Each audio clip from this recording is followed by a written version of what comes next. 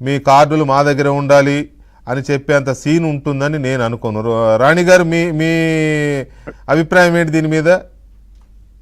Yeah Venkatakrishna గారు, అసలు ముందుగా ఫస్ట్ మనం ఎక్కడి నుంచి వద్దామంటే, ఇప్పుడు రేవంత్ రెడ్డి గారి బయట విన్నాం కదా మనము. అవునవును, అక్కడి నుంచి వద్దాం. అసలు రేవంత్ రెడ్డి గారు ఎటువంటి స్టడీ చేయకుండా అసలు ఫీజు రియంబర్స్మెంట్ కు సంబంధించి ఏదో ఒకటి మాట్లాడాలి కాబట్టి మాట్లాడారు.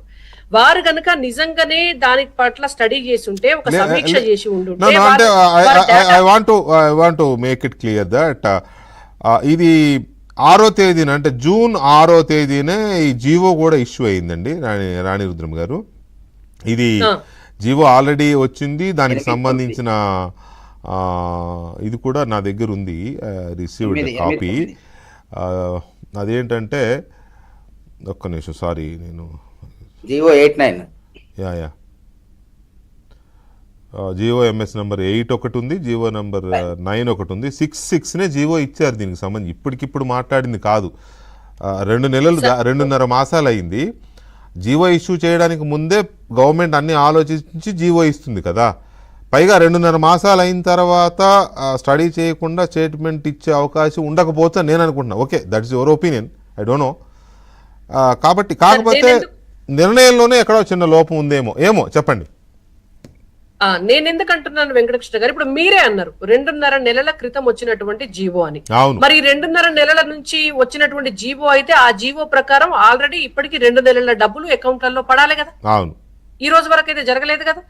రేవంత్ రెడ్డి గారు స్వయంగా విద్యాశాఖ మంత్రి అయిన తర్వాత గతంలో, అంటే బీఆర్ఎస్ పార్టీ అధికారంలో ప్రభుత్వంలో ఉన్నప్పటికీ ఒక 2 సంవత్సరాల పెండింగ్ డబ్బులు ఉన్నాయి. కాంగ్రెస్ ప్రభుత్వం అధికారంలోకి వచ్చిన తర్వాత 2 అకాడమిక్ ఇయర్స్ కి సంబంధించినటువంటి పెండింగ్ డబ్బులు ఉన్నాయి. ఈ 4 సంవత్సరాల పెండింగ్ డబ్బుల కొరకు 8,500 కోట్ల రూపాయల కొరకు ఈ కాలేజీ యాజమాన్యాలు ఒక 100 సార్ల ముఖ్యమంత్రి గారిని కావచ్చు, లేకపోతే ఆయన దగ్గర ఉన్నటువంటి అనుయాయులను కావచ్చు, అందరినీ కలిస్తే ముఖ్యమంత్రి గారు స్వయంగా మీరు ఏం చేసుకుంటారో నాకు తెలియదు, నన్ను చీల్చి చెండాడినా, నన్ను ముక్కలు చేసినా నా దగ్గర రూపాయి రాదు, మీ ఇష్టం గంగల గలవండి అని చెప్పినారు. ఇది వాస్తవం. ఎందుకంటే ఎంతో మంది ఈ లీడర్లతోటి, మేనేజ్మెంట్ల వాళ్ళతోటి నేను మాట్లాడినాను. స్వయంగా నేను 4 రోజుల క్రితం ఫీజు రియంబర్స్మెంట్ మీద ప్రెస్ కాన్ఫరెన్స్ పెట్టినప్పుడు మొత్తం డేటా కూడా నేను తీసుకున్నా కాబట్టి అథెంటిక్ గా మీకు చెప్తున్నా.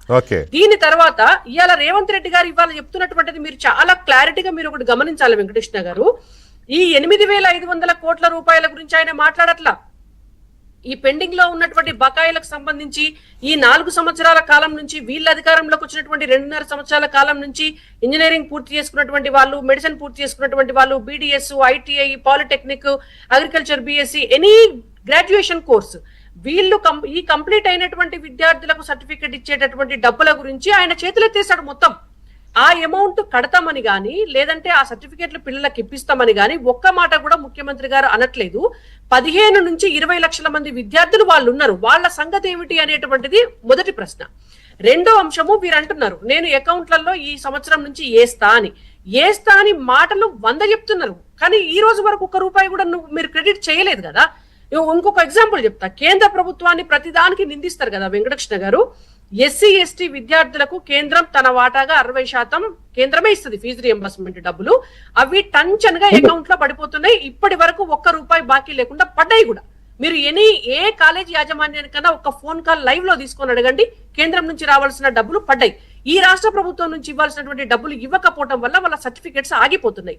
మరి వాళ్ళ బడుగు బలహీన వర్గాల సంక్షేమం కొరకే పుట్టినటువంటి పార్టీ అని చెప్పుకునే పార్టీ, ఆనాడు రాజశేఖర రెడ్డి గారు ఒక గొప్ప లక్ష్యంతో మొదలుపెట్టినటువంటి ఈ స్కీమ్, ఫీజు రియంబర్స్మెంట్ స్కీమ్ లో వీళ్ళ పార్టీకి సంబంధించినటువంటి వాళ్ళలో బీసీలు, వెనుకబడినటువంటి తరగతుల విద్యార్థులు, పేద విద్యార్థులు 20 లక్షల మందికి సర్టిఫికెట్లు మరి ఎవరు ఇవ్వాలి? దేవుడు వచ్చిస్తాడా? అనేక కాలేజీలు, మా నర్సంపేట ఎగ్జాంపుల్ చెప్తాం మీకు.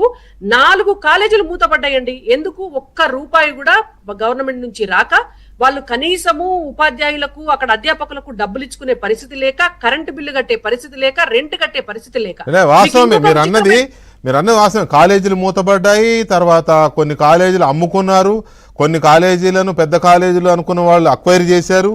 ఇవన్నీ జరుగుతున్నాయి.